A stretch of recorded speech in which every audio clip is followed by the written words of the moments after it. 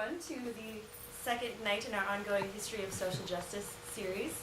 I am Heather Mayer, and I have been working with Alon Robb and Sandy Polishuk, who's not here this evening, to create a series of classes on social justice movements, and hopefully kind of interest the wider community who is involved in organizing now and learn some lessons from the past. So we are doing this as kind of an arm of Occupy History, which is an international group of people who support the use of history, or historians in support of the Occupy movements, as well as our school, the Occupy Portland Library. So tonight we have a talk on the 1970 PSU Student Strikes, Dory Hylton and Cathy Wood. And you guys can go ahead and introduce yourselves. All right. Okay. Well, the Portland State Student Strike is one of many, many events, really around the globe, where people get together and protest against what they consider to be oppression of one form or another. So I'd like to read you just a quote from John Dos Passos, who wrote, not upside down, who wrote the introduction to The Living Thoughts of Thomas Paine. So perhaps this was written a few centuries ago, but I think that we can see ourselves in this now. "O ye that love mankind," wrote Thomas Paine, "ye that dare oppose not only the tyranny but the tyrant, stand forth. Every spot in the old world is overrun with oppression. Freedom hath been hunted round the globe. Asia and Africa have long expelled her. Europe regards her like a stranger, and England hath given her warning to depart. O receive the fugitive, and prepare in time an asylum for mankind." And then John Dos Passos wrote in his introduction to Thomas Paine, "When Tom Paine wrote out these words in his level, plain, readable handwriting, sitting in some small windowed lodging or in the back room of a tavern, in the booming, money-grubbing, Quaker-run port of Philadelphia, he told just about the literal truth. He was at work on Common Sense, the pamphlet that was to put into plain talk of wharves and stores and counting houses and country alehouses, and of bunches of farmers, artisans, merchants standing around church doors under trees after meeting men's not quite yet formulated thoughts. It was plain that once the thoughts were put into words, the words would have to be put into acts, and that right away." That was the autumn of 1775. So I did write some notes, which I should do extemporaneously, but I want to make sure that I make my point. Has anyone heard of the word liminality or liminal moment? Mm-hmm. Liminality. Okay, then you know that it is the moment when one steps over a threshold. For example, in the olden days when people got married, a man would carry his new bride over a threshold. And in that moment where one step is still in the world that they're leaving, and the other foot is in the new world, the new existence that's unknown, there's a liminal space in between where everything is possible. And so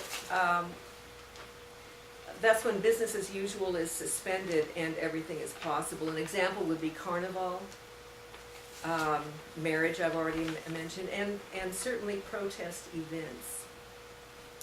So one of the most significant instances of campus protest occurred at Columbia University during the spring of 1968, when 1,000 New York City police forcibly removed activist students and faculty from 5 campus buildings that they had been occupying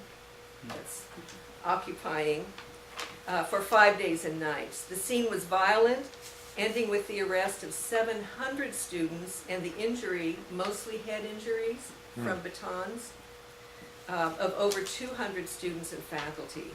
The clearing of the buildings came to be called the Bust, which was followed by a student strike that effectively closed the university for the rest of the term. The Columbia University revolt set the pattern for protest adopted by colleges and universities for the rest of the decade.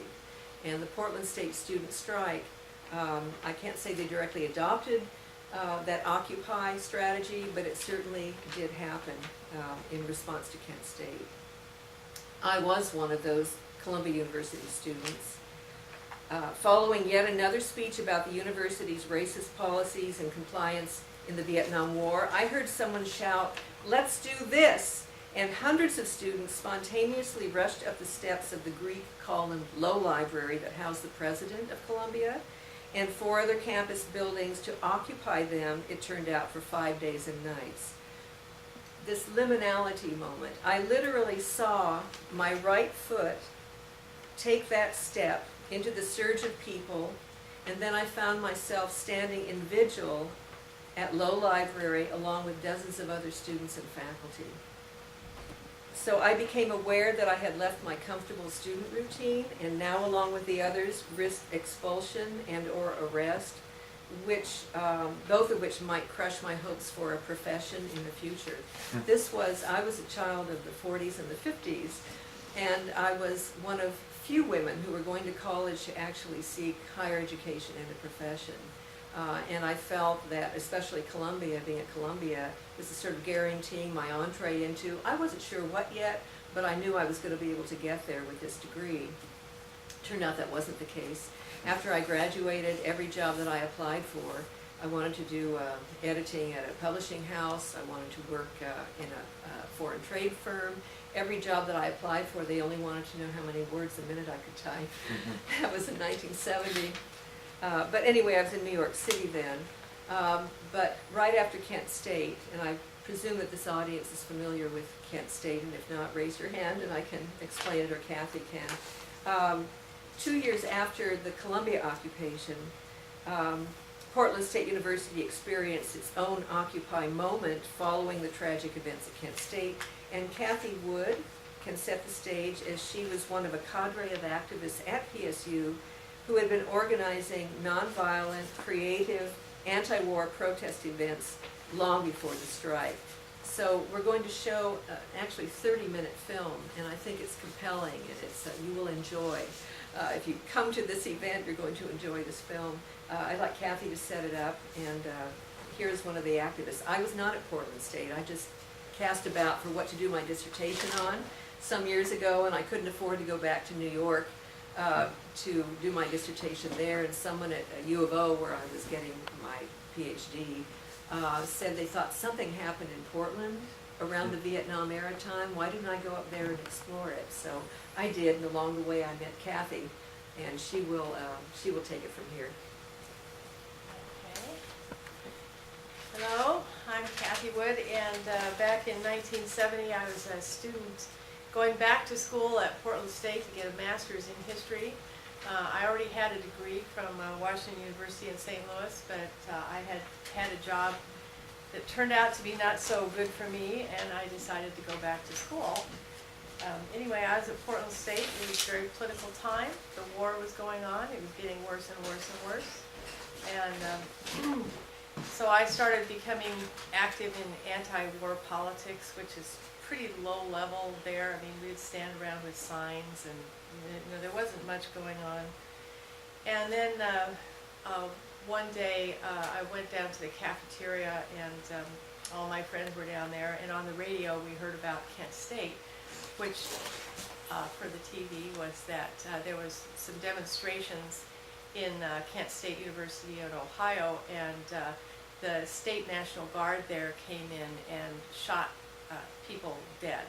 And it was shocking because, first of all, the Army on campus, but you know, the National Guard isn't supposed to have live ammunition, and it's a question to this day of how did they get live ammunition, who gave the order, and it was very scary because the only person who really could have given that order was, of course, the President of the United States, Richard Nixon. So it was really scary being a student going around with signs that these kinds of things could happen.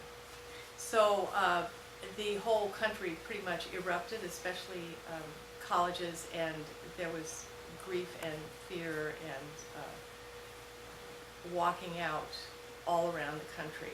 So this film is from the Center for the Moving Image, which was the film department at Portland State at the time, that was started by 2 refugees from Hollywood. One of them had been on the blacklist, and they came up to Portland to start film. And the people, Portland has a big reputation for film right now, and the people who studied with Tom Taylor, who also oversaw this film, that's where it all comes from. So this is maybe the first of the Hollywood Portland that has come about. You know, mostly it's animation, and of course this is live action.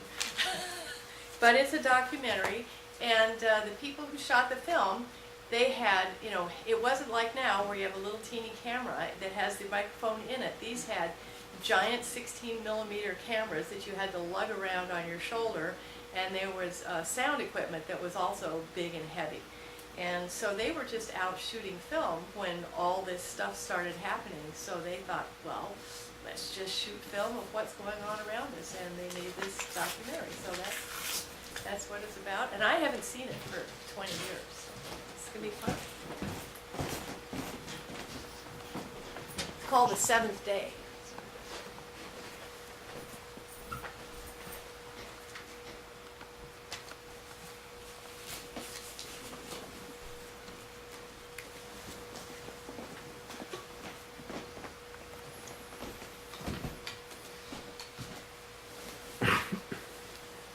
Debate.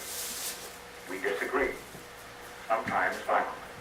But the mistake the totalitarians make over and over again is to conclude that debate in a free trade is proof of weakness. We are not a weak people. We are a strong people.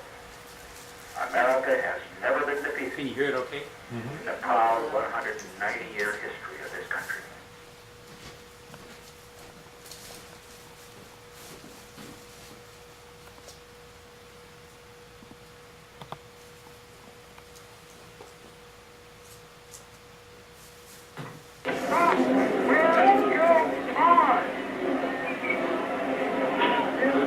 Let me explain the way we're going to try to do this part.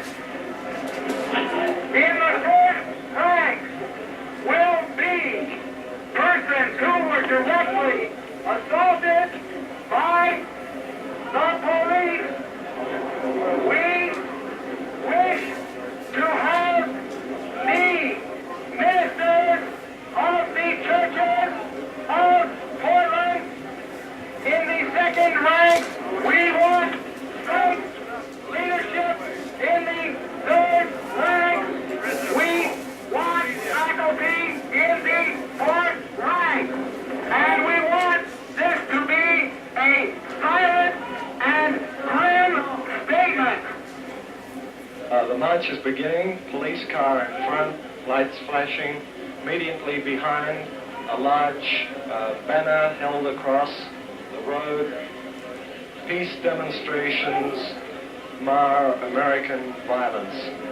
About 200 yards down the road are several news cameramen, journalists. I understand you were one of the students yesterday that marched down to City Hall and asked the mayor to do something about the barricades. Yes, that's true. Did you expect what happened? Well, we reached an agreement with the mayor that we would have limited police action, and that would only come from park officials helping to take the barricades down with a few policemen just to make sure there were no spot fistfights or something like this going on. He granted us it would be a peaceful thing in concurrence with Dr. Wolf's communication with him. And we did control. There was a threat of a possible riot about 8 o'clock in the morning through some of the athletes and some of the strikers and some of the non-strikers. Well, that threat was eliminated, and there was some peaceful conclusions and things going on between the strikers and non-strikers until the mayor sent the police down, the riot squads down. I want to cry. I think it's time that the adults came forward and helped our kids. I think it's time that we stop standing behind closed doors and saying that they're crazy and that they're nuts, that they've got long hair and they want to be radicals. Sure, we know there's radicals in all of them, but my God Almighty, when are we going to step forward and start helping? When are we going to stop letting these kids stand up here and fight this battle by themselves? I think it's terrible. I don't see any mothers and fathers out there. It began as part of a nationwide student strike on a Wednesday in May. A small corps of early morning strikers rapidly grew in number and swept down Broadway. They were protesting the Cambodian intervention, the Kent State killings, the transportation of nerve gas into Oregon, and the imprisonment of Bobby Seale. Unlike previous demonstrations, the strikers searched for some permanence in their protest. Barricades were to become the symbol of their solidarity, and quite suddenly the park blocks were enclosed in what was already a projected extension of Portland State's campus.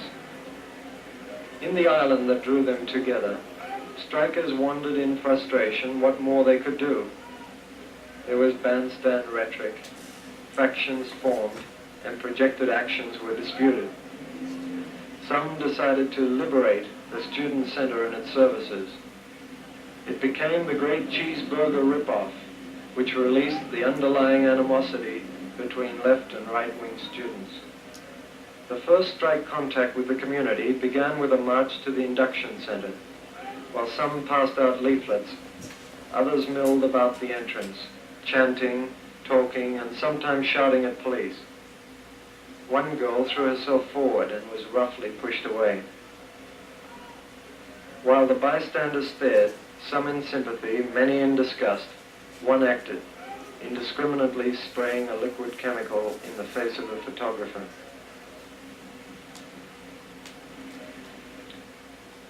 Already the faraway initiating events were forgotten.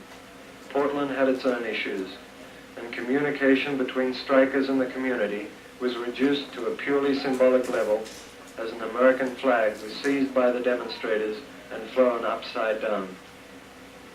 On the evening of the first strike day, the school was officially closed for the remainder of the week.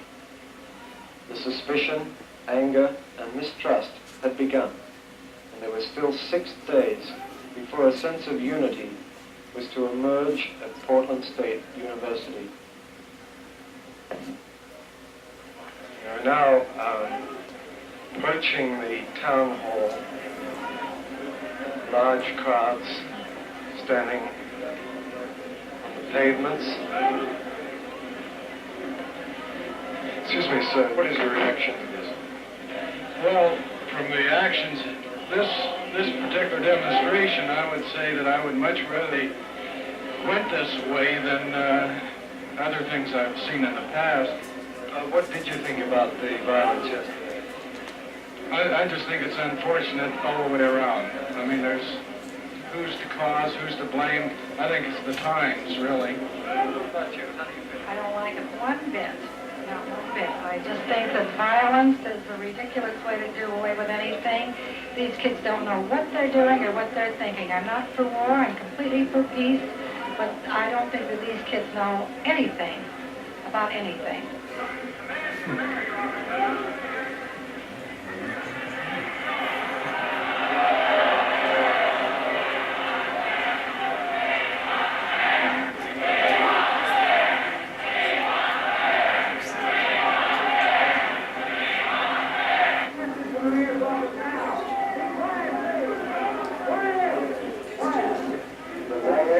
The mayor is not coming out. He is meeting this afternoon with President Wolf and other representatives from all of the group.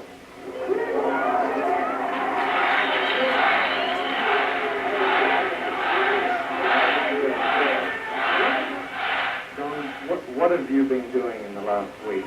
And what's been your reaction to this whole thing? Well, you know, the thing that struck me most is the barricades and the barricade people. There's been a good deal of dissension among the strike committees. There's been 3 different steering committees. There's been very little order, very little cohesiveness, but out among the barricade people, there's been a good deal of cohesiveness. They developed families. Last night, I went around to several of the barricades. The people in these silly barricades were proud of their barricades. They boasted one that they had the only wall carpeting. These people seem to persist through a good deal and not to be so chaotic. They seem to me, at least I came to think last night, that they were really the heart of this whole protest. So long as the barricades existed, we'd probably all take part and carry on, and if they came down, that would take a good deal from it. Tricia got started on a Wednesday. It was Wednesday evening when they started erecting the barricades. There were a number of people who were there, and it consisted of a couple of park benches and wood thrown together. And pretty soon a lot of people were out on those barricades, and they become totally attached to them to the point that they become little social orders within themselves. Would you like to know where Tricia came from? Well, the whole name was Fort Tricia Nixon, and we called her Tricia for short. And it came out of the news release, I guess it was Wednesday, when Patricia Nixon made the statement in the newspaper. She said that she couldn't believe the students were opposed to the policies of her father. She just didn't believe that such a thing existed. So we put that up so that Patricia Nixon would know that such a thing definitely does exist. We didn't know about the jock, but we heard that the police were going to come Monday morning and take him down. Well, it was rumor. We weren't really sure. Come Monday morning, the jocks started charging up and down the streets, and we knew that they were going to come down sooner or later. Well, we got a hold of some legal information that legally the jocks couldn't take it down, and legally neither could the police, because this was trash and litter on the streets. The only people that could do it legally was the sanitary department. So we said, we will yield Tricia the sanitary department. However, it will be, Tricia has been our home. We have slept here, for 7 days, and we will be the ones who take it down. When Tricia came down this morning, we had all vowed that we were going to stay till the 20th, and the people were really, they weren't uptight about losing the structure that we had created there, because actually the people they took it as a joke, because we were the only people in the world that would create a ghetto so that we could live in it. And we weren't mourning the loss of Tricia, the physical structure, the symbol of, because we knew that Tricia lived, and she was living until they busted us this afternoon. And we lived, and the coordinating committee at that time were even backing us to the point that Kevin, who was the chairman of the coordinating committee, came down to Tricia, because Tricia was the first to go, and he said Tricia lived, and the people were walking on the crosswalk to keep the traffic out. So we all got up and started walking up and down. Well, this is all well and good, but within 20 minutes, a Volkswagen tried to run our barricade. So we were on the alert from then on. 5 minutes later, another one tried the same thing, another Volkswagen, as a matter of fact. So we reconstructed a temporary barricade, which consisted not of the junk that was there before, but of the living room furniture that we had acquired, the sofas and the couches. Went back into the street. Well, there were other barricades that went up this afternoon. Not totally, just partially. The police, when they came this afternoon, were not here to rip off those barricades. But they saw the potential of those barricades coming back up, and they wanted to trash everything out there to make sure they didn't come back up again. We know the history of what followed that. They were not there to take down the barricades. They didn't take down any barricades. They come through and they trashed and they beat the hell out of everybody. Then they went around on their collecting thing. But Tricia, the reason we got busted on the head, because we were foolish enough to sit down and think they would arrest us for demonstrating to save the hospital out there. Now they're staying together physically. They're staying together physically as a group. Those who were on Tricia before are on Tricia now. Then what are you going to do tomorrow now? Are you going back out to the, I understand they're making paper barricades now. Yes, they are. I'm one of the barricade people. I wear their armband, and I'll be with them quite a lot. I think they're going home to sleep now, so we don't have to worry about their safety tonight. Yeah, I'll be around with them tomorrow. They may have some trouble. We're having a faculty meeting at 8 o'clock. We hope the faculty will determine to try to protect the students. I think they will. It's getting wet out there now. Many people without umbrellas or raincoats just getting wetter, waiting. Still no sign of the mayor. Have you marched before? No, I haven't. Why are you marching today? Well, because I'm upset about the way that the police treated the students last night at the university. The mayor has to face up to what he did. He's got to come out and talk to them. You going to leave now? No. Have you marched before? In auditoriums, yes. But not with the student strike of last week. I manned a barricade Wednesday morning until the faction split to come down to downtown Portland and create what I would call violence, and then I got out of it damn fast. Why are you backing up now? I had never really left the strike idea. I was against the violence idea. But we're going to try to talk to the mayor, and I think that'll be meaningful. The faculty meeting is still going. A resolution has been squashed for a recess, so that means it's been going for over 2.5 hours now. We have Mr. James Gleason here, the publications officer of PSU, who made a statement in the faculty meeting, and I'd like you to summarize that, Mr. Gleason. Well, essentially what I had to say was that until the attack by the tactical police yesterday, I was essentially in the middle. I think I'm like a lot of people that I see good and reason on both sides, and I hope that would prevail. The actions by the tactical police yesterday obviously make it clear to me that the process has fallen down someplace, and that the people who are in the middle must get the facts on situations like this and must start taking a stand. What were some of the details? I believe you witnessed some of the action yesterday. What was your reaction to that? What did you see? I was out in the park blocks yesterday, a total of probably 6 hours. I was out about 2.5 hours at noontime, as were a lot of the faculty, walking around trying to cool things, trying to get people to talk together. And then the whole thing and not getting any lunch made me pretty upset, and I had a headache. I was going home at 4:30, and I saw the crowd gathering again because of the police. And I saw the whole activity through the police riot. And I can say, without fear of contradiction from anybody who was there, that the police purely and simply attacked the students with, to me, no apparent reason other than we're going to teach those damn students a lesson. Okay, Phil Youngman. Right. Portland State student. How many stitches have you got in your head now? 7. 7 stitches. Mm-hmm. Any concussion? No. Okay, let's sit down for a minute. Where were you when the tactical squad charged? What row center? Okay, just wait for the lady in the background. Why were you there? Well, I'd just gotten back. I left for about an hour and a half, and I just gotten back and walked over and realized they were trying to tear down the first aid station, which seemed like a rather senseless act. So I walked over there and saw many, many females in several rows, and males, a lot of females. So I decided to get in front and at least shield the females, figuring they'd push us back rather than try to beat us to death. And that was about it. I locked arm in arm with the rest of the students, waiting for the tactical squad to do their thing. What did you, what was your reaction when you saw that they were coming to you rather than throw tear gas or come in and move you out? Jabbing motion with their sticks, but I thought they would, jab us, and most likely they would break the ranks. And people started to fall away before they even reached us with the jabbing motion. It seemed like some people at the sides were kind of falling off. And then next thing I know, some guy jabs me in the groin with a stick and then proceeds to hit me in the head.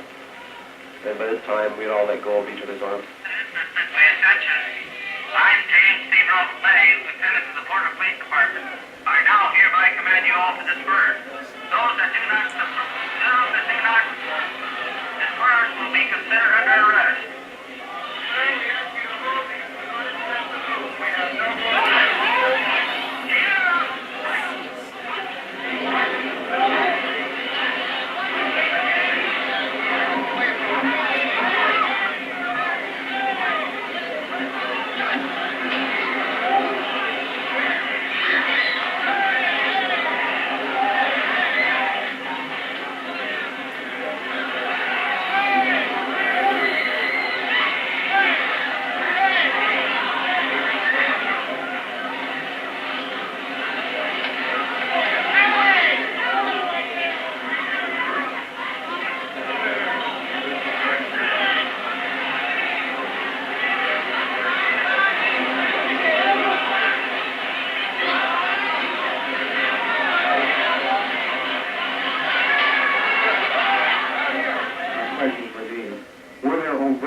violent or provocative acts by the demonstrators prior to the police action? I saw none. Did the police make any move to remove the dome prior to cracking heads? I did not see it. Did you see any incidents or retaliation before the police had been rioting a minute or more? No, I saw none. Did you see police beating people that they made no effort to apprehend or arrest? Yes, I saw that. Did you see police beat people who were obviously dispersing and who had their backs turned? Yes, I saw that as well. Did you see police beat people who had fallen or were lying down and offering no resistance? I saw that as well. Did you see instances of 2 or more police beating an unresisting person? Yes, I saw that. Did the campus seem calm and nearly deserted before the arrival of the police? Yes, it did. Okay, I'm a student at Portland State. I was in Vietnam about a year and a half ago. Yesterday morning, I was for the barricades being taken down and for things to get back to normalcy. The police coming here perhaps to keep order, but they went too far yesterday. I really believe they went too far. They overextended their authority as far as this campus goes. I don't think the police should be on the campus after yesterday afternoon. Violence has no place in this society, especially on a college campus. Not that they should be exempt from authority and from following rules and regulations set down by society, but they shouldn't be allowed to extend their authority to the extent they did. Would you support the strike now? Well, I paid my money to go to school. I'd like to go to school. This is what it would. We shall all be free. We shall all be free someday. Oh, deep in my heart, I do believe that we shall all be free someday.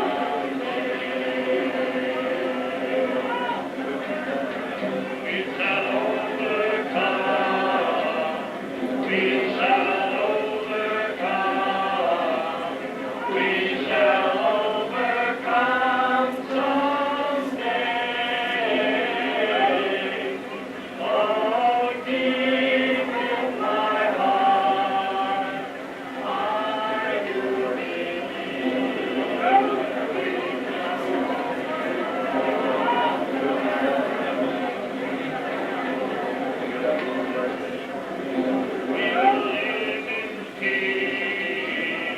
We will live in peace.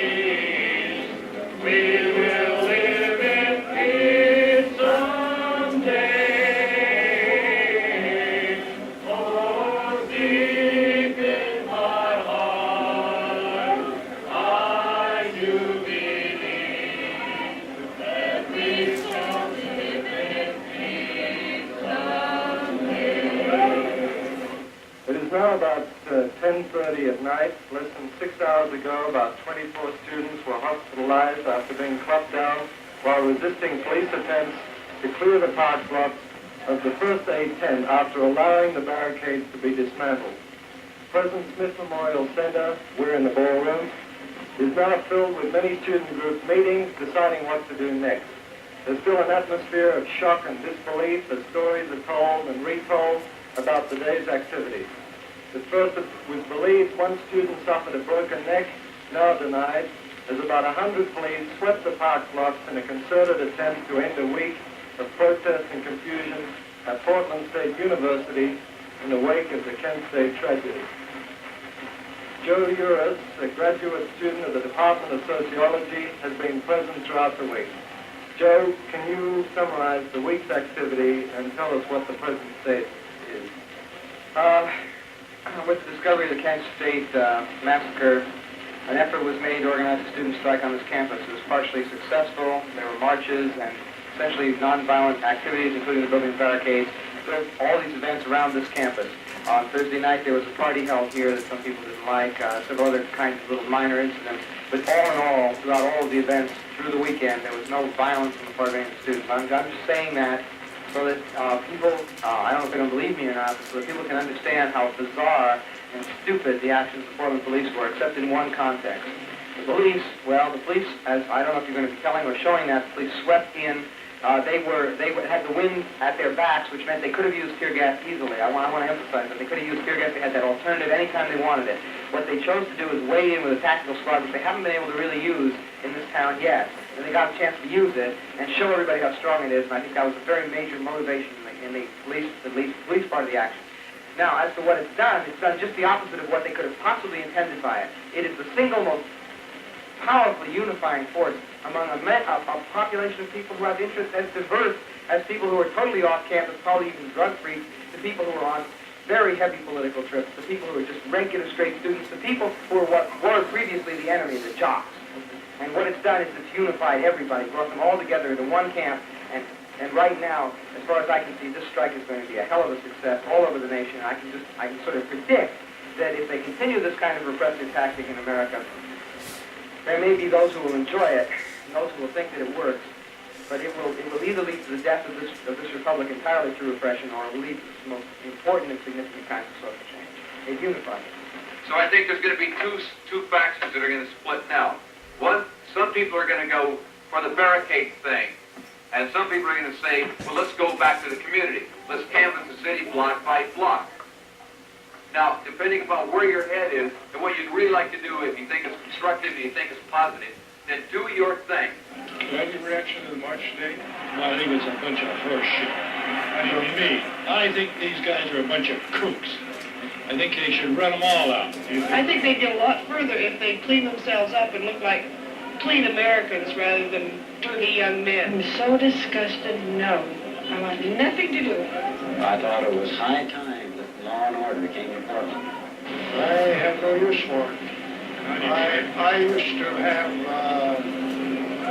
little crazy ideas when I was about their age, and I grew up. A pretty clear expression, I think, of the way that the college community, the university community feels about the events of the past few days, but particularly about the use of violence by government agents against non-violent people. And more basically, I think it demonstrates the way that the university community feels about the issues that are being brought out by the strike, Southeast Asian War, nerve gas, elimination of the Panthers. But after last night, I have nothing more to say for Portland Police Department. I just cried last night for Portland. People looking out of the buildings. These signs from a supporter in the window.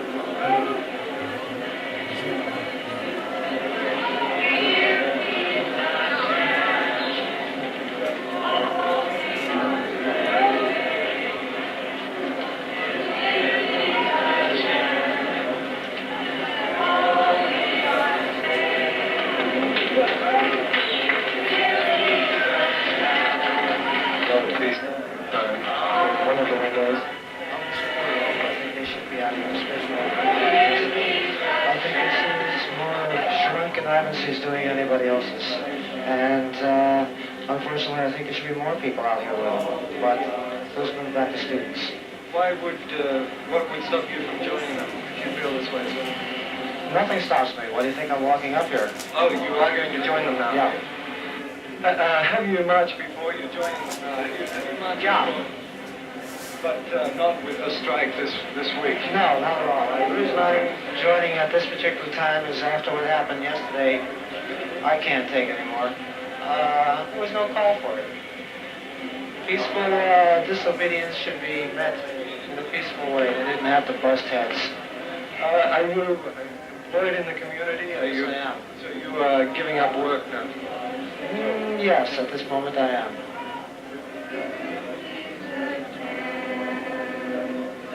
All we are saying, give peace a chance.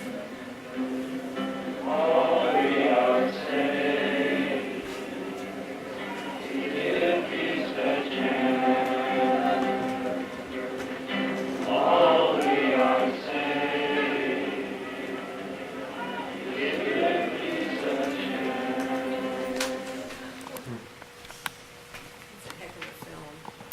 just want to say a couple of things.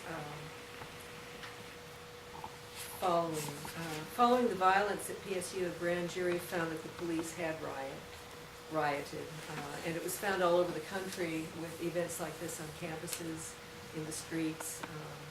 We're not talking about the civil rights movement here, which is a whole other evening or week of discussion, but basically campus protest.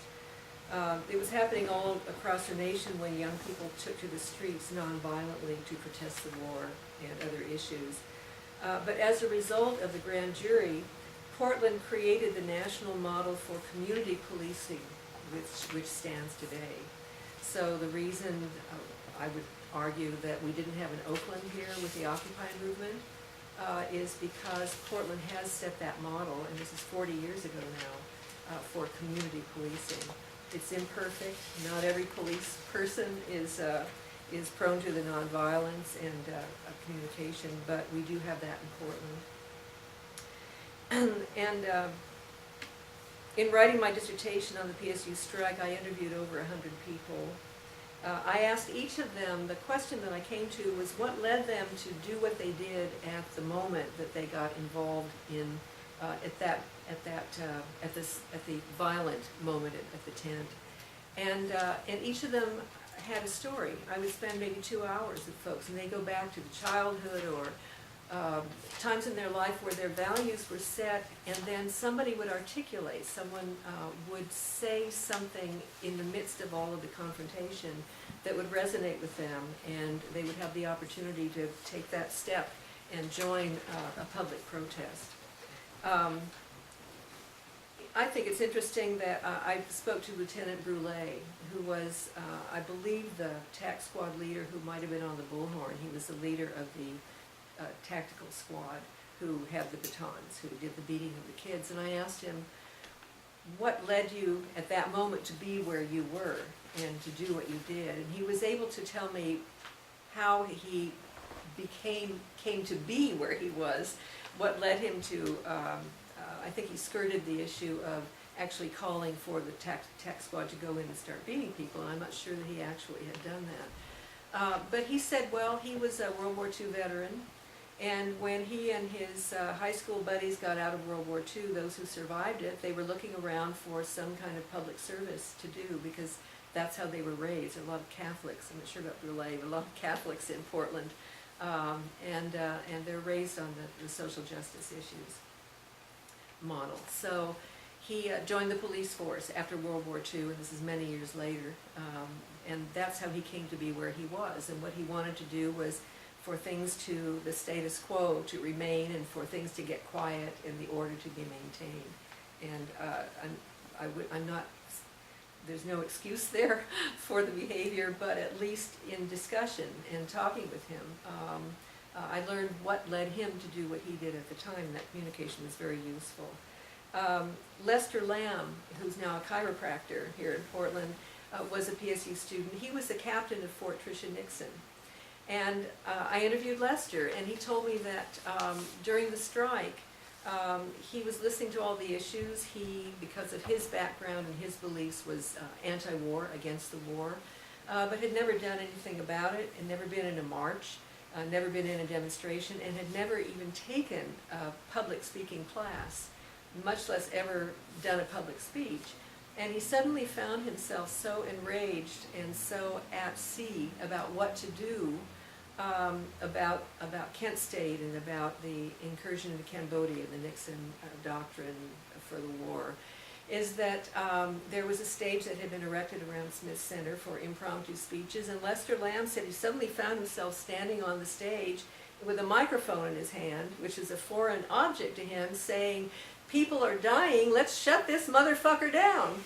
And so action took place. People heard that and had brought their own stories of their own lives to that moment and took their actions. So a question I wanted to ask, if we had even this audience at some point, is either ask it or just think for yourself, what is the life experience that brought you to your liminal moments, those moments when you left business as usual and took a step, in our case here, it would be into the Occupy movement. And the last thing I wanted to say was, Joe Uris, who was the speaker last time. And at the end of the film, he was saying that this oppression, this violent oppression of people, is going to either bring down this republic or unify people. And I think of, besides all the spots in the world you can think of right now today, Syria, where the oppression of the government has been so harsh and so violent before it became violent. So people were feeling so much that they began to protest. And the way that the government, they have no community policing in the government there. As of the news today, they were able to count 8,000 citizens, men, women, and children, just slaughtered by the Syrian government. That's not happening here. I would like to think it can't happen here. And I think that what happened at Portland State was happening around the country at that particular moment because of Kent State being the catalyst. And so I'm very optimistic, and especially seeing the torch passed to the Occupy movement. I'm very, very proud of folks who have become participants in that, and I would like to hear their stories of what led them in their lives, their life experience, to take that step into the Occupy movement, because they're risking a lot. You are risking a lot. Thank you. Cathy. Having looked at this, I'm getting the idea that the chronology is probably not very clear if you weren't there. Is that kind of, does it seem a little disjointed to you and you couldn't quite figure out where everything was? Yeah, well, because it was, on the time in there. Well, anyway, the chronology, I'll go back over it just really quickly. First of all, there was Cambodia, and there's nothing like that right now. What had happened is, the war in Vietnam, well, at that point was the longest war ever. I think we're probably beyond that now with Afghanistan. But when I went to undergraduate college, my class was ground zero for the draft.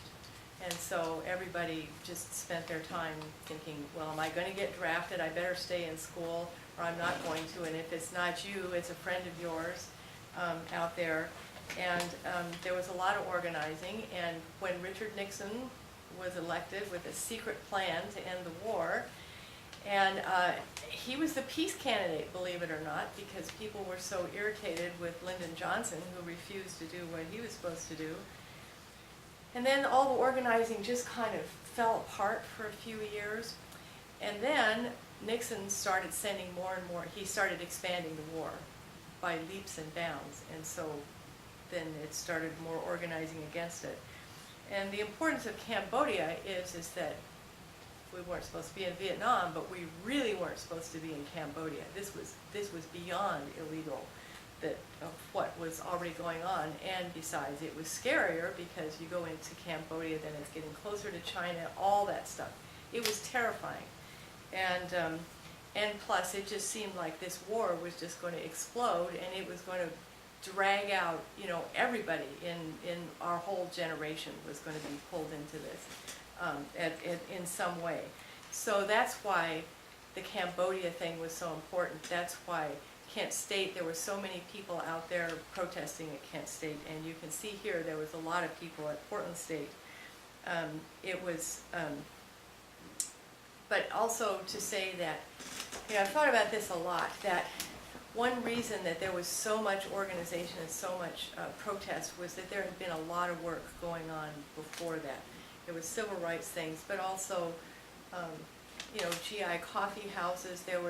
When I went to undergraduate college, we had these things called teach-ins, and they went clear up through the 70s, where university professors would just have a informal gathering and talk about things. But also at my university, by the time 1968, 67, 68, it became a big topic for every class that you went to that could possibly put it in there. So I had a friend that was in law school, and so there was this class called International Law, and their project for the year was to, is the Vietnam War legal under international law?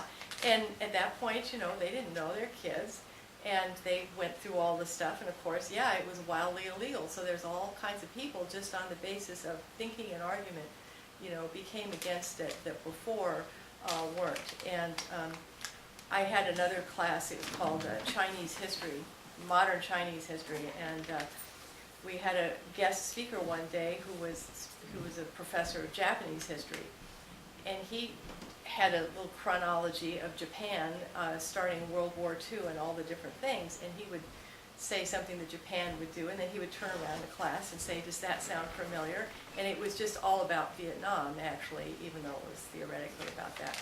So there was a lot of information coming out in small groups, in discussion groups, and that, I worry that now, in some ways the internet is wonderful. I love to be able to go over there and hit that Google and find something that 20 years ago I would have had to fly someplace and be in a dingy basement for 10 hours to get to, and you can just hit a button and it's there. And I like the idea that, you can sign these petitions, all this kind of stuff. But what's missing to me is the actual organizing of people talking to each other and start having an entrance point, like something like what we're doing right now. Is there an entrance point for somebody to ask questions and have their mind changed because they're interested in doing that. So something about the Occupy movement that I hope comes out of that people can have more actual physical contact. And but I do want to say about the chronology a little bit. So there was the Cambodia, first of all, terrifying Kent State. People were killed there. And that particular day, I was supposed to write a thesis. See, I was working. And it all happened, and it was in the morning, and everybody said, oh, we're going to have to go on strike. And I said, no, I'm tired. I've had it. I'm going to fail my classes. I've got to go to the library today. You guys do it. Have fun. I'll see you later. So I went to the library, and I spent the whole day in the library, and at my little study carrel, and I came out at 5 o'clock, and there was all these people, and usually at 5 o'clock at Portland State, there's nobody there. So there's people all milling around, and I also worked for the Vanguard, which is the student newspaper. So one of my friends came up to me from there, and this guy was not on the left side of things at all. And he said, what are you doing out here on the street? He says, all your friends are over there in Smith Center, getting, working on something, doing, starting activities, whatever. And I said, well, I've got to do my work. I can't do this anymore. And he says, well, the Vanguard has to know. You have to go over there because, you can walk around and all, they let you in and all. I said, no, I don't. So I went over there. Pull my leg, twist my arm. So I did, and I walked into Smith Center, and again, Portland State is a streetcar college. People weren't there at night, and the halls were just full of people. And you saw on there they had, butcher paper rolled out all along the halls. And people were making signs and doing things, and there were just people showed up, ready to do whatever needed to be done, and they would put themselves in little groups. So it's kind of like the Occupy thing. I mean, I really reminded me of that. And so then we had various events. So there were different committees and things. So here's some of the events that we did. Let's see. We made information sheets about Vietnam. There were people that went around and did research of things like the history of the Geneva Agreement, the UN Charter, the NATO Pact, synopsis. Who are the war profiteers? We had a list here that we handed out to people. So Lockheed Aircraft and their address and how much money they were making off, contract volume in millions.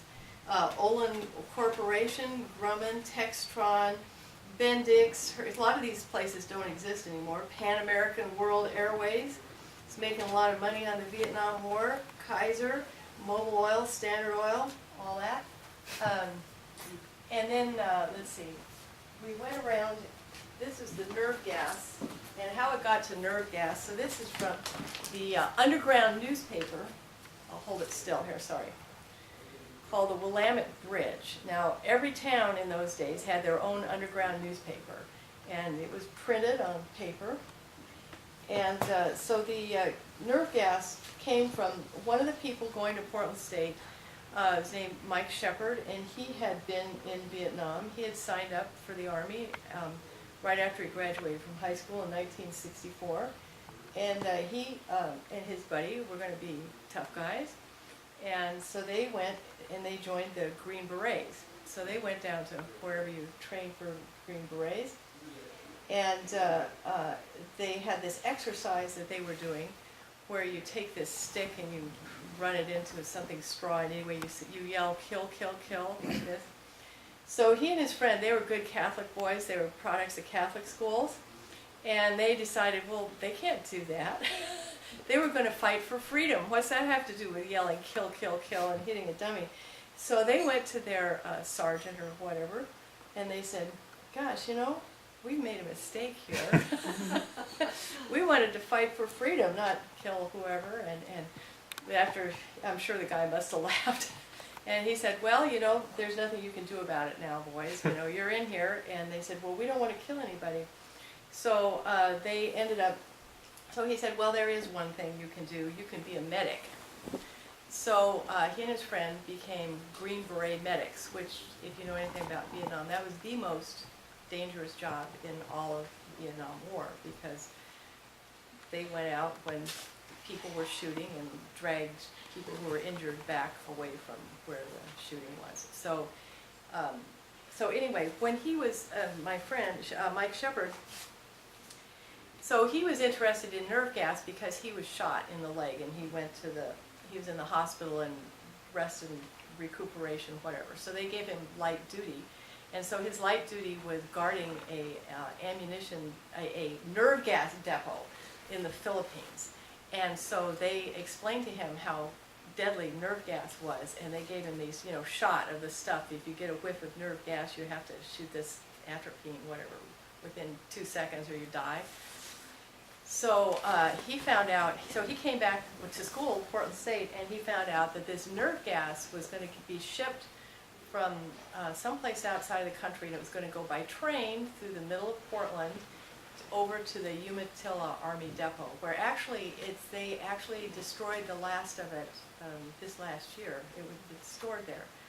So his idea was, it's not safe to have trainloads of nerve gas going through the middle of a city. So that's why we had nerve gas. So people had issues that they really had spent a lot of time on, and so it wasn't just rhetoric and jumping around and marches. The other thing that we did, so there was some of us, we put together a history of the strike. So I recommend anybody doing Occupy Portland or anything, you know, write yourself a history, because it's really interesting to go back and see what people thought at the time, really. But one of the things I want to read out of here that I was just looking through that was interesting to me. So we had these different activities every day around Portland State. There were a variety of things. And here's a tactic that is still around to this day in terms of the right wing shutting down the left wing. Okay. Monday and Tuesday were devoted to picketing and talking to students. Some events came off poorly or had to be canceled because we were upstaged by the traveling evangelist, Holy Hubert, who would begin talking shortly after one of our events was scheduled to start and wouldn't quit until he was certain that our event could not come off. So we don't know where he came from or where he went to, but he was there, and he was loud, and he was preaching his version of salvation. Anyway, so these tactics haven't changed very much. What else do I want to say? The other thing that I want to say is that I have one other thing to read. So part of doing this strike was we'd go on TV or the radio or something and defend ourselves for what we were doing. So I was one of the people that was put on TV a couple times. And as a result of it, in the office where we had our strike committee office, I got a letter one day, and it was a return address in really old person's handwriting, you know, and it was from North Portland, and it was from Port Realty, and I almost just threw it in the trash because I thought, okay, old person's handwriting, North Portland, this isn't going to be something in our favor, and we were getting a lot of hate mail, hate phone calls, that kind of thing. But I opened it up anyway, and I was so glad because this is the best piece of letter I ever got. So I'll just read it to you. This is to me. Dear Miss Wood, it so happened that I was listening to the news report on TV Channel 8 last Friday at about 6:15 p.m. And it made me very happy to know that you young students speak your mind about the unhappy state of this nation and the Nixon administration. My sincere compliments to you and the many others of you young people. We all have had high hopes when this Republican administration under the leadership of the new Nixon took over from the double-crossing Democratic Johnson administration, and we were promised a pullout from Vietnam. But what did we get?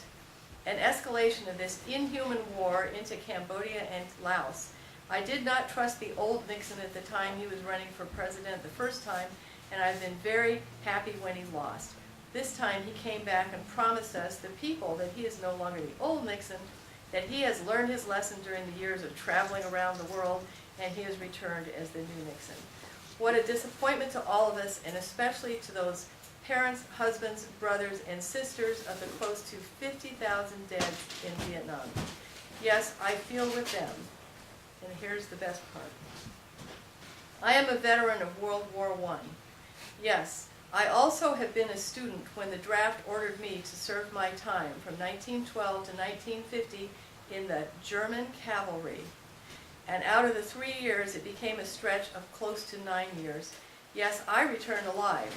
Twice in 1914 and 1918, I let my blood run into French soil. I have seen my comrades die a horrible death. 87% of my regiment has been slaughtered. And for what? Yes, for what? Yes, I returned to my parents in Ohio in 1901. Yes, I have learned my lesson. I came back with a new ideology, and therefore I am so happy to know that a new generation has been born, an ideal of my ideology, and therefore I salute you all. Best wishes to you all, and good luck. Sincerely. So this is what I would like to pass on to Occupy Wall Street. From World War I through Vietnam, it's yours. Thank you. That's all. Unless people have questions. Well, I have a question, yeah. Yeah, sure. I'm sorry. Sort of interested in the, attitude of three institutions, the mayor, the college administration, yes, and also the press. My father-in-law was an art professor at Portland State during the time, and he was involved in a lot of, anti-war marches. He was one of the founders of Blackfish Gallery and so forth. But that event really shook him up, seeing people being beaten senseless. Just looking at the latest issue of the Portland Tribune, there's an interesting article about 100 years for the vote, the right for women to vote, and you read over there, and it's, the press, Oregonian, just as it did with Japanese Americans, just as it did there, just as it did during the Occupy movement, is always on the side of the powerful, the militarily powerful, not the spiritually powerful. So I'm kind of interested in those, three institutions. Well, one thing I can say about the news media, that's what I know the most about, is that it was really interesting because there were people in all the news media who were really on the side of the strike. And so they had to be pretty careful kind of what they said. But actually the Oregonian, it was strange. It's like the Wall Street Journal, the editorial page hated us and wanted to, assassinate us all and all that kind of stuff. But the people who are actually out there on the street doing the reporting, they actually wrote fair stories. And if you want good history about what really happened, the Oregonian, John Painter particularly, Keith Tillstrom, there were others who were doing a really good job. And at Channel 8 News, there was, back when it was really doing news, there were people there who really did a nice job. but they had to fight within their organizations. And the to Oregon get stuff Journal on. existed then, and they had a big strike in 1960 also.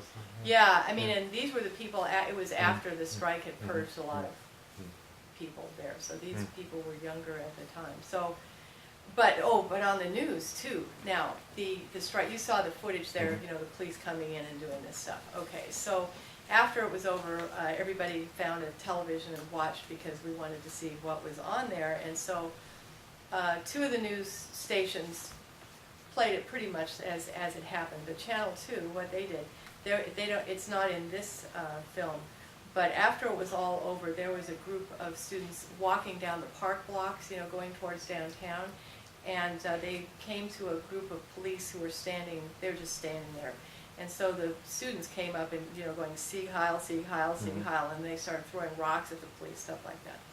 So Channel 2. They cut the film so that it started with a bunch of students standing there going Sieg Heil, and throwing rocks, and then the police come in. So it looks like, you know, we asked for it. So that was the low point of the news. But there were people who lost their jobs over it. There was somebody who worked for the Vanguard who was working at Channel 6 News, and he lost his job. And the Oregonian, I mean, even though I'm saying that they did print things that were good, the editor of the Vanguard, who had just done just a perfectly fine journalistic job of everybody getting their say in there, you know, he would not, the Oregonian would not hire him because he wasn't dumping on the student protesters sufficiently for them, even though they had people in their own ranks who were, you know, on that side, but they wouldn't. So and I think over time, I think that there, you know, there were quite a few people who should have been reporters who weren't, and it's like, I like to say about this, you know, this is one of the best things I ever did. This should have been my thesis, but it won't count as a thesis, or it never would count as a thesis, and I certainly couldn't, I ended up being a journalist, and I certainly couldn't take this in and say, give me a job anyplace. So, but what that did is that it's a low level suppression. That it wasn't obvious. Censorship, a low level censorship. And so what we end up with now is, you know, Fox News or CBS or any of, even Dan Rather got pushed out. He was like one of the last. And so that generation of journalists never entered the media because of this kind of suppression.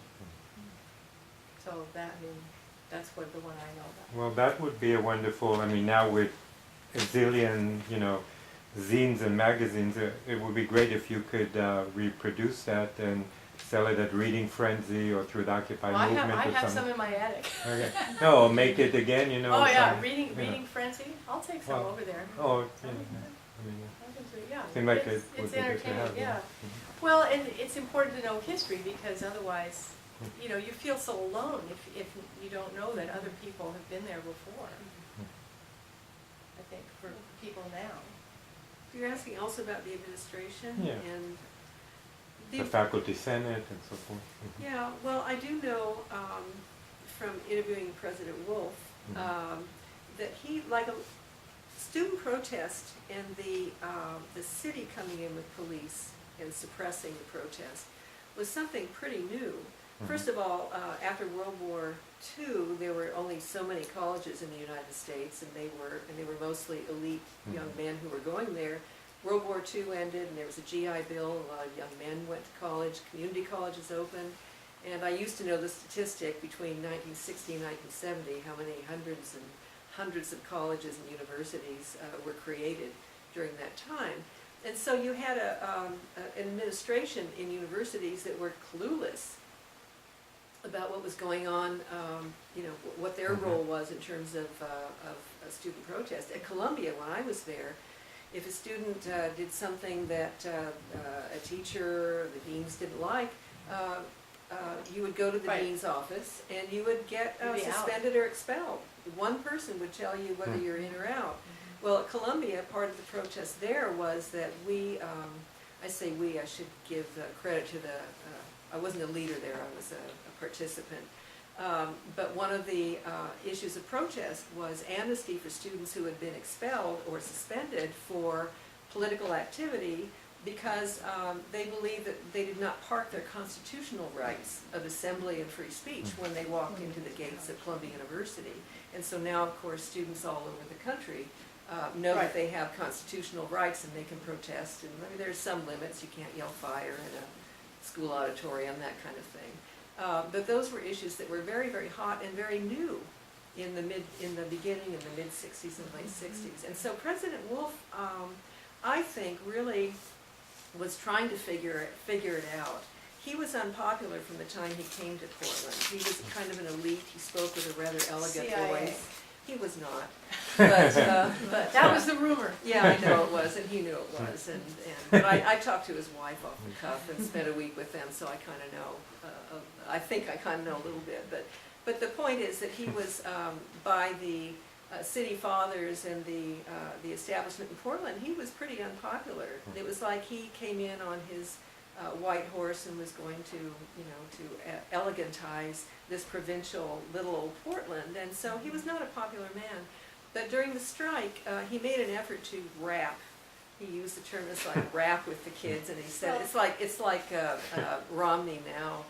But it was more than that. I mean, he didn't do everything that I wanted him to do, and I had a lot of disagreements with him. But one of my jobs in this strike was to help negotiate how it was going to wind down. And so there was these. Oh, this is something we forgot. You saw it in the film, but you might not have noticed it. At that point, there were city streets going through the park blocks all the way through Portland State. And so when these barricades went up and closed off those streets, it gave people the idea, whoa, it's a real campus here, as opposed to a couple buildings on city streets, which is something that really helped Portland State. But we had to figure out how to take all that stuff apart and how to end it. So that was one of my jobs. So the day that all the stuff went wrong, it started off with a meeting in Greg Wolf's office. And he really did not want the city and Terry Shrunk messing with his university. He really didn't want that to happen. So we had a plan. It's just that the plan fell apart because the jocks, and they spoke about them just a little bit, but it was these big guys. What can I say? There's a bunch of big guys who were all involved in athletics who took upon themselves to tear apart the barricades, and they wanted to just take the law into their own hands, and because they thought the left, that we had taken the law into our hands by building the barricades, so therefore they were justified.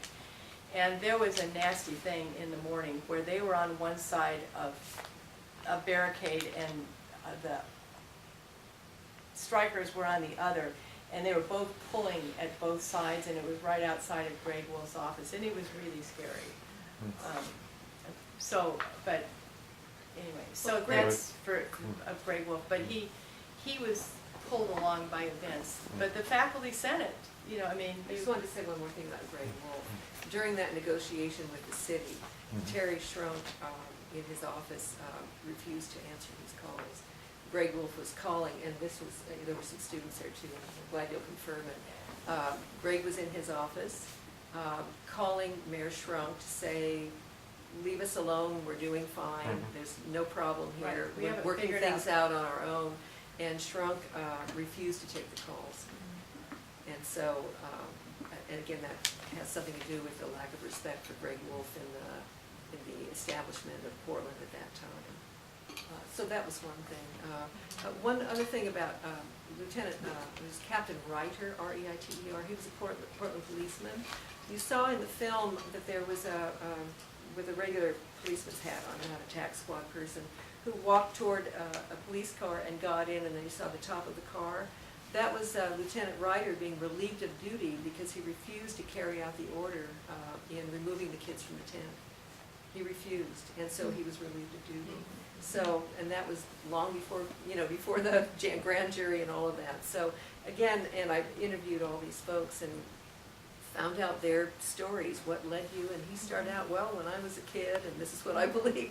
And so what I want is for even people especially in the occupying movement, to think about not only how it is that they became involved, or in what event they might find themselves taking that physical step, but to see that people on the opposition too have their own stories, and there might be some room for communication. Well, the jocks were right wing, They were very right wing. And those are the people who want to maintain the status quo. Well, they're out there in the Tea Party. I'm sure some of those very same people are having Tea Party hats on right now. I'm just saying that there are, I think, at least three aspects of current and probably past. You're the historians. The protest is that you have right wing. We'll call it right wing, which is basically conservative. Let's maintain, the power structure as it is. And you have the ideologies, the Christian conservative, for example, movement now. And that was heavy in but that's adhering to a doctrine. It's different from right wing, maintaining conservative systems. And then you have all the rest of us, progressive, looking for change and a change in the power structure. Well, there was one other part too that isn't in this movie. There was another grand jury. There was the grand jury that investigated whether or not there was a police riot, and they decided it was. But there was another grand jury too, and that grand jury was convened to bring down indictments against anybody involved in the strike and try to put us in jail. And so they had these subpoenas out, and I didn't answer my subpoena. They weren't quite sure where I was living, and my parents wouldn't tell them. What would be the charge? Well, they were trying to find one. So what they did was the people who were unlucky to be walking down the street and get hit with their subpoena and had to go there, but we had a lawyer telling us what to do, that they just tried to browbeat people into saying that they had violent ideas and really were planning to blow things up, or something like that. They were convinced, the city, Terry Shrunk and his friends were convinced that we were really going to do something hideous and horrible. And there's kind of a rumor that students were calling Moscow to take orders from the Kremlin. Somebody did call Cuba. That was really stupid, but I don't think anybody answered the phone there, but somebody did. But it was really scary, and it was a very serious event. And so they had this grand jury. They spent a lot of time, and Des Connell, who later became a district attorney, and anyway, he was the prosecutor in this thing, and it was very scary. But there was no, the grand jury couldn't find anything because there was nothing to find. But the idea was to intimidate and drag people into court and scare them. Yeah, so that was there too. She's still standing. Well, I didn't. My parents, they said they didn't say where I lived. So I didn't. Well, does anybody else want to talk? I don't want to manipulate. I have a lot to say, but have you been to any Occupy marches or rallies? Oh, I went to one. I went to the first day. Would you say they have the same amount of energy as the protest, or the same amount? It was a different kind of energy. The one I went to was the first day. It was mostly like me. I was just kind of curious to see what was going on, so it was a lot of curiosity. Whereas the other protests, there was a lot more anger, frustration, fear, that kind of thing. But I wasn't at the, when they took it down or anything. I wasn't there, so I don't know what happened. I was there, and I did what on November 13th. And what I saw, and that's where I disagree with you on a couple of points, I see that I don't think these kind of decorative police oversight committees do any good. as you know, look at you just need to talk to the people at Cop Watch organization who've been documenting for years the tendency of the police to shoot mentally unstable people, or you know, etc., etc. But yeah, but what I saw, and it was interesting to see the cops here. They're so skinny, and they're not dressed like RoboCops, and the amount of weapons that you know that armies use, and now every police department has. So I think you know what I saw on November 13th, and I wrote an article about it that appeared around the country about it and so forth. My own personal experience and observations, and I included a lot of poetry I like also in it.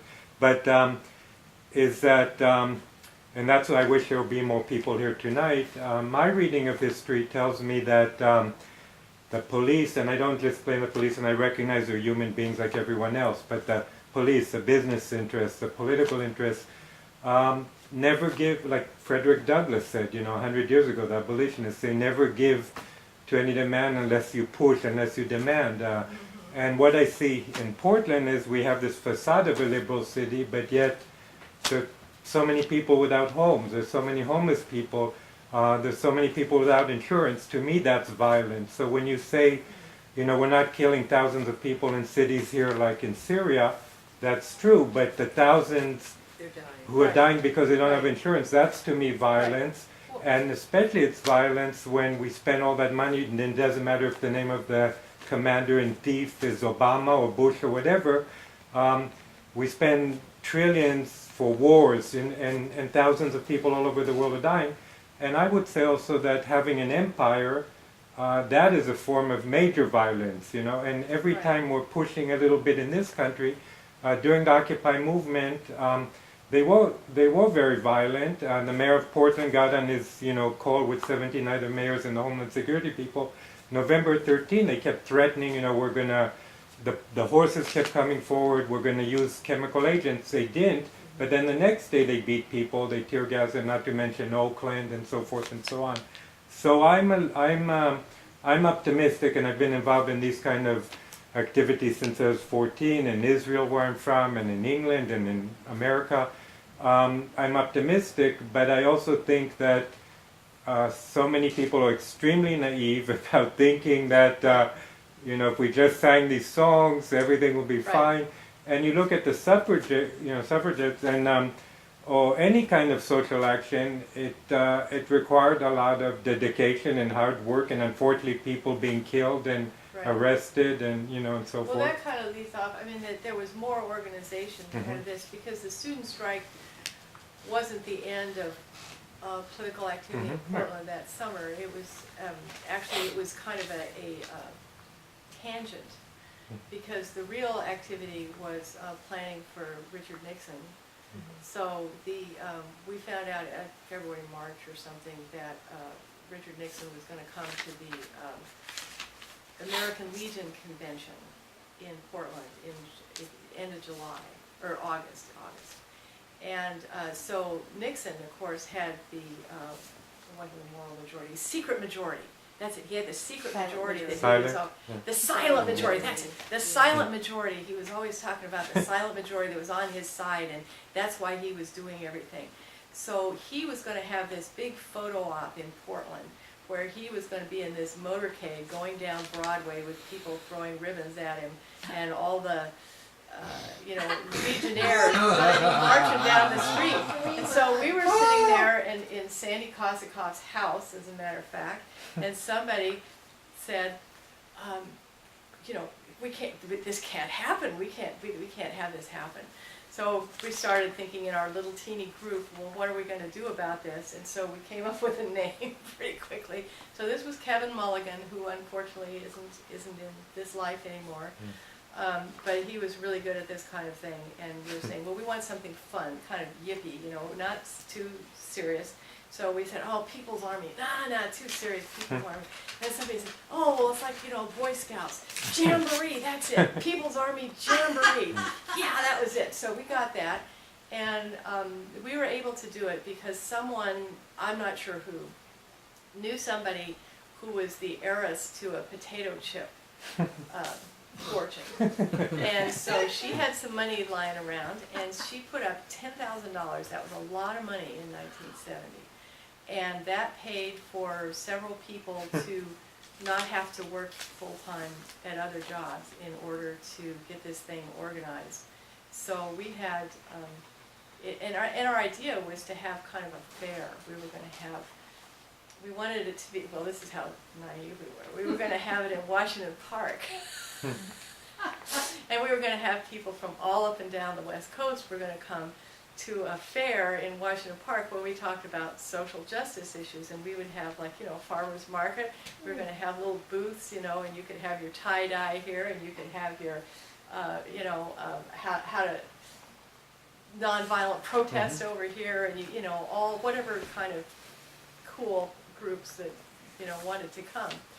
And so of course the city fathers were really unhappy about that. So, but it went off, and there was no violence, and partly because we also had a district U.S. attorney. We were very lucky in Portland to have Sid Lezak, who was the U.S. attorney, and he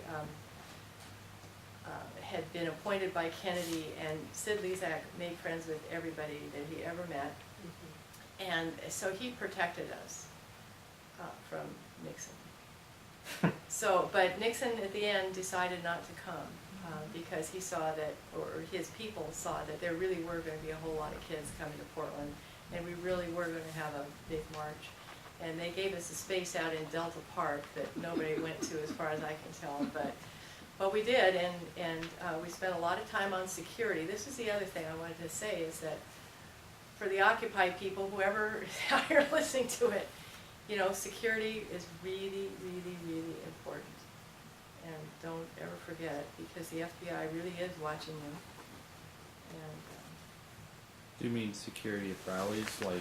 Yeah, it's like security at rallies.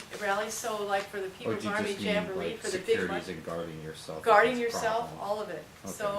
So like for the People's Army Jamboree, there was a very large march, and there was people, a group that was in charge of making sure that nobody broke off from that group and did anything that would cause harm to the bigger group, because we had other friends. So we knew somebody who was in the National Guard, and the National Guard was called out at the People's Army Jamboree, and they were massed in downtown Portland. And this guy called up and told us where they were going to be, and told us what was going to set them off. So we had to make sure that nobody stepped out of line, because they were ready. I mean, it would have made the tax squad, it would have been terrible. So security is important, and what else? So what about your question, you know, how do people come to believe what they believe? How do they make that little leap? What do people think about that? I have one other thing to say I forgot, is the draft. We haven't talked about the draft. And this is the thing that I think, because, you know, you wonder, okay, how come nobody's out there organizing right now? Why, there's all these terrible things happening. What? Well, no, it's because we don't have a draft. That's right, we don't have a draft. Yeah. Nixon, No draft, no protest. evil genius that he got rid of the draft. It was a stroke of evil genius. And because it made it impersonal. And so everybody became a volunteer.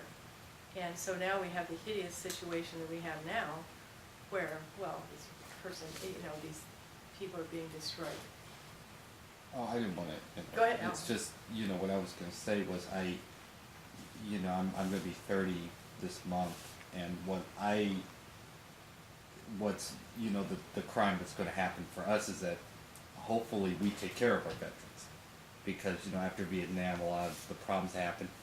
A lot of people are coming back from Iraq and Afghanistan, in and they're much worse shape. Yeah, and worse shape. there's stories already in the news about guys coming home, killing themselves, killing their Much worse families, shape. going on rampages in public places. Much worse shape. And I don't know that worse is really accurate. It's really a different kind of disability that these people are suffering. Well, I don't want to say that people that I, you know,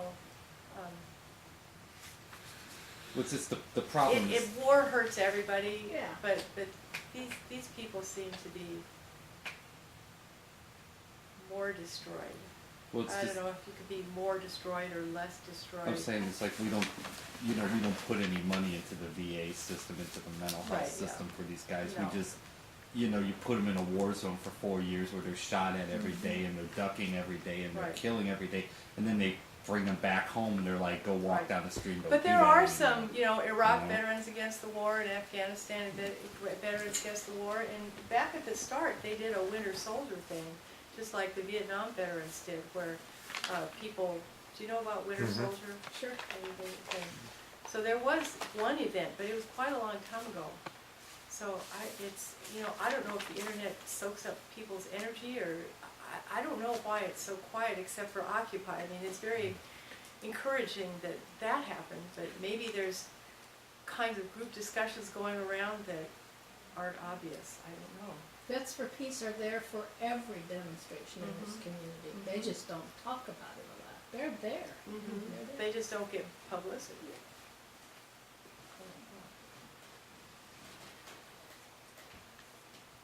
Yeah. I don't know, do you have anything else? Anybody? That was pretty much what I had to say, unless somebody else had it.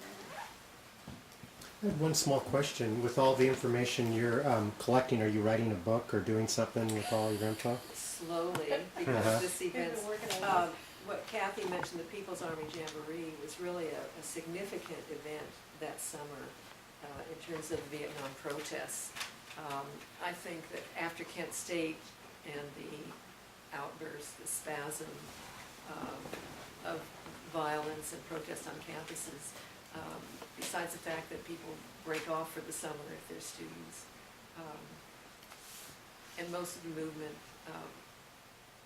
well, I don't want to get into where I have to go back and look at my research and check my facts, because I can do my own fact checking, but not right now in my head. I lost my thought. I have chemo brain. Book. Yeah, just in reference to writing. Yes, it's chemo brain. That's, women, perhaps men would understand what that is. Book, yes, I have been, I continued interviewing people who were involved in the strike, and found that to a person, what they really wanted to talk about was the People's Army Jamboree. And I said, well, hold off on that, because I'm writing this dissertation about the PSU strike. And so I had all this, people who were, as Heather, working on dissertations, and writers of all kinds know that once you've gathered a certain amount of material, what are you going to do with all this really interesting stuff? So I am putting together what I think is going to be an oral history, as opposed to my putting my opinions in it. I just have all of these taped interviews of probably close to 200 people now who were involved in all sides of the People's Army Jamboree and the strike, and events at that time in Portland. And this is a community where people are still here and still remember the events. They're when you start interviewing, it's like it happened yesterday, or maybe the week before last. And so I'm continuing to interview and put the interviews together. What I have to do is get off my duff and put all that information together. So that's what I've been working on slowly and consistently all of these years. You have a lot on audio tape then? Yeah, I have nothing on video. I don't know how to run a camera. Yeah, maybe someday some of your audio will run underneath video. That's very possible. Yeah. So if you're interested, somebody with that kind of talent, I can talk, and I can interview, and I can run a tape recorder. It's all on tapes. And transcribed. I mean, a lot of it's transcribed. Yeah, well, yeah, it is transcribed. I have Sid Lezak. It's some fascinating interviews. It's a fascinating story, what happened in Portland that summer, and it is unique to Portland, but representative of what was going on in the rest of the country at the time. So I think it's an important piece of oral history, and I will put it together. Thank you for asking. Okay. Lighting the fire. Well, I guess my question about what promotes us to act could remain unanswered unless someone wants to. Well, I think take just it up. quickly, I think it's a question I wanted to throw out, because this concept of liminality I find fascinating. No, I think it's And important. I found it, Extremely in important. a study someone did some years ago about Israeli events of the Six-Day War. And I have relatives there, by the way. But the idea that for me and for so many people I talk to, when they would take this step from business as usual to finding themselves doing something they hadn't expected, going into the Occupy, physically into that movement. For many people, if it's the first time, they suddenly are aware of who they are, what their values are, what their identity is, who they belong with, where their people are. And I think that that's extremely significant and a fascinating aspect of human nature and an important part of our political reaching these days. So I continue to ask questions in my interviews that kind of give me some responses to that question, and people themselves during the interviews say, yeah, that's who I am. That's where I belong. That's where I stood on the side of this particular issue. And this is what I might do going forward. So that's my interest in criminality.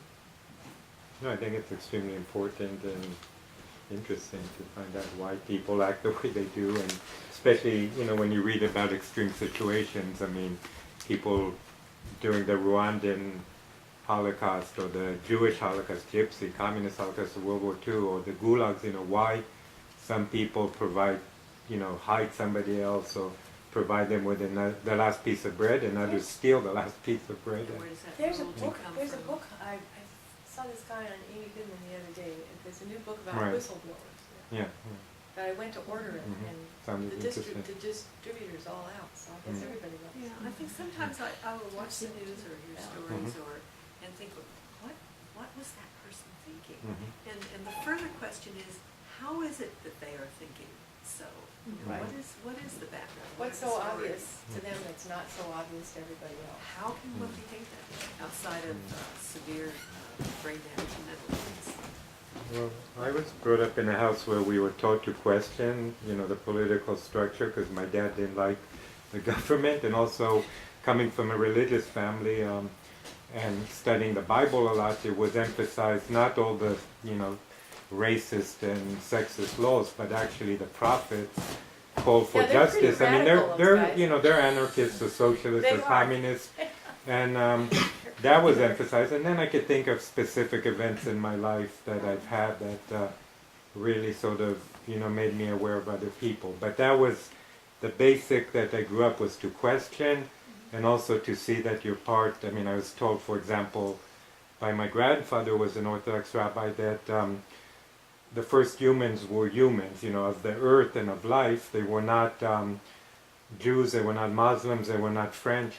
I was also told that there are two stories of creation, and I mean, everyone knows the rib story, but actually in the same chapter of Genesis, it says God created them, at the same time, and they're told to take care of the garden and not to lord over it. So those were the kind of things I grew up with, and had some kind of mystical experiences that sort of led me to certain things also. So it's kind of interesting to me when I meet people who suddenly, a lot of people, being a teacher, I see a lot of people that it's a college class that suddenly they take a sociology class and they realize there are poor people in the world, and it's, I think that's the value of education. And then how do they respond to that knowledge? Or to that information? Well, the most encouraging one was a Japanese student I had who took my class on the Israeli-Palestinian encounter, and then took some other classes, and she was like, consumerism and shopping was basically her life, as she said. And then she took, my class, she took a few other classes, and a year later she was back in Japan protesting against the Iraq war, So, and it happens all the time. I went about 10, 15 years ago to a commission in Oregon, the Wildlife Commission. They were talking about shooting wolves from the air.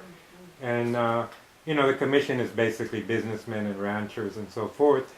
And you know, everyone was making speeches. I just read a poem by Gary Snyder, and like 10 years later, I was walking down the street in Portland, and this woman comes to me and said, you know, I was there at that thing, and that poem you read really made me think. And she was a rancher, you know, who thought that it's terrible if the wolves kill sheep, but it's okay for humans to kill them. And then she became a vegetarian, and you know, it's like the farmer. I think that if I didn't read that poem, she would still come to that point. But you know, I've been influenced by so many people and thoughts and interactions, and you know, difficult students and wonderful students and lovers and friends and enemies and so-called enemies and so forth. But it's always fun when it's like a little catalyst. So I also organized campaign against Starbucks about 15 years ago when they moved into the library, and I opposed to it because of I don't like I think it's okay to have a place without money and without constant commerce and consumption. They also didn't treat workers well and so forth. And you know, we organized all these events and appeared in the papers and stuff, and they moved into the library, but luckily they didn't survive. But again, like 5 years later, I was injured in a bike accident, and I had a lawyer, and I went to the office, and the secretary said, you know, I remember you from hearing you one time on the radio, right. And I still go into Starbucks, but every once in a while I think of you. So, you know, so I thank you for sort of planting a seed in my mind about these events that I've read about and heard about, but it's always good, and I hope you do that oral history book. And it seems like, if I could give advice, unsolicited, but you know, again, with the Occupy movement, and I've been with the Education Committee, or the Brain Trust as it's called, I think it's a terrible name, but there are people over there that want to help with these kind of projects, and also there's some, because one of the goals is to preserve these things like you were talking about. And there are actually libraries around the country that are getting materials, and there are a lot of sites and so forth. But those are people like at Portland State, Bob Liebman, who's a sociologist and been teaching classes on these kind of things, social movements, Randy Blazek. And I think, you know, they're going to teach classes about it, I'm sure, in the next few years. It'll probably be easy for you to probably speak over there, both of you, but also as have a student, you know, help with the transcribing and all that stuff that as we grow older, we like to exploit the young, you know. So knowledge can serve our city. Yeah. It will get Well, and the other thing, just to end on this, is that we do go to this high school. This was set up quite a while ago, and there's this teacher down there who actually causes thought to happen in his class. Young?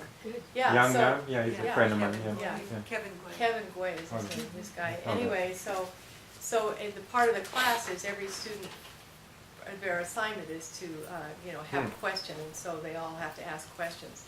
And, you know, it's like you're saying, you know, the irritating questions.